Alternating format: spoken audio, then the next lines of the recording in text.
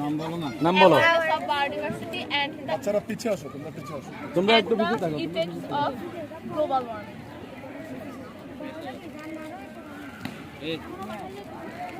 দেখতে দিবে তো কি আমাদের প্রজেক্টের কার্যকারিতা বলো।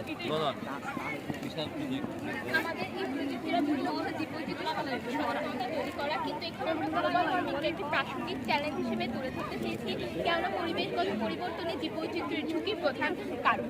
এইখানে একটা উত্তপ্ত স্থান দেখানো হয়েছে যেখানে কারখানা থেকে ধোঁয়া বের হবে এবং যেটি আমাদের পরিবেশের মধ্যে কার্বন ডাই অক্সাইড নিঃসরণ হবে, যার কারণে এখানে একটা উন্নত পরিবেশের সৃষ্টি হয়েছে।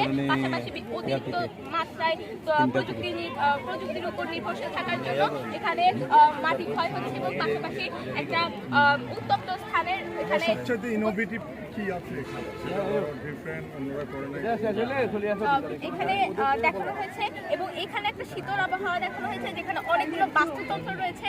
বাস্তুতন্ত্রগুলোর মধ্যে গ্লোবাল ওয়ার্মিং এর যে প্রভাবটা ওইটা যদি আমরা ব্যাখ্যা করতে যাই তাহলে প্রথমে আসি পাহাড়ি গ্লোবাল ওয়ার্মিং এর এখন কি অবস্থা, মানে কতটুকু টেম্পারেচার বাড়ছে এভরি ইয়ার?